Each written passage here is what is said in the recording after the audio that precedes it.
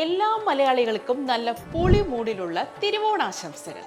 ഈ ഓണം ഒന്ന് കേൾക്കുമ്പോൾ തന്നെ നമ്മുടെ ചിന്തയിൽ ഈ ഓണസദ്യയെക്കുറിച്ചുള്ള ഓർമ്മകളാണ്.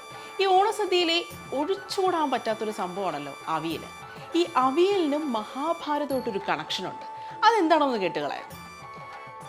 ചൂതുകളി തോറ്റ പഞ്ചപാണ്ഡവര് 14 വർഷത്തെ വനവാസത്തിന് ശേഷം 13 വർഷത്തെ അജ്ഞാതവാസത്തിനായിട്ട് വിരാട രാജ്യത്തെത്തി. അവിടെ ബല്ലവൻ എന്ന പേരിലുള്ള കുക്കായിട്ടാണ് ഭീമൻ അറിയപ്പെട്ടിരുന്നത്. ഒരു ദിവസം രാജാവിന്റെ രാജധാനിയിലേക്ക് കുറച്ച് അൺഎക്സ്പെക്റ്റഡ് ആയിട്ടുള്ള ഗസ്റ്റുകൾ വന്നു. അപ്പൊ രാജാവ് ഭീമനോട് പറഞ്ഞു, പല്ലവ, എൻ്റെ അതിഥികൾക്കായിട്ട് ഇതുവരെ ആരും കഴിക്കാത്ത ഒരു സ്പെഷ്യൽ ഡിഷ് നീ ഉണ്ടാക്കണം. അപ്പൊ ഭീമൻ അടുക്കളയിലേക്ക് ചെന്നപ്പോൾ അവിടെ ആവശ്യത്തിന് പച്ചക്കറികളൊന്നും ഉണ്ടായിരുന്നില്ല. അപ്പൊ ഭീമൻ എന്ത് ചെയ്തു?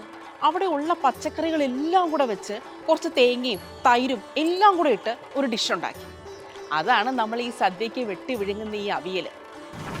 ഇതുപോലുള്ള രസകരമായ കഥകളും കാര്യങ്ങൾക്കുമായി പ്രിയംവദ ടോക്സ് ഫോളോ ചെയ്യുക, ഷെയർ ചെയ്യുക, സബ്സ്ക്രൈബ് ചെയ്യുക.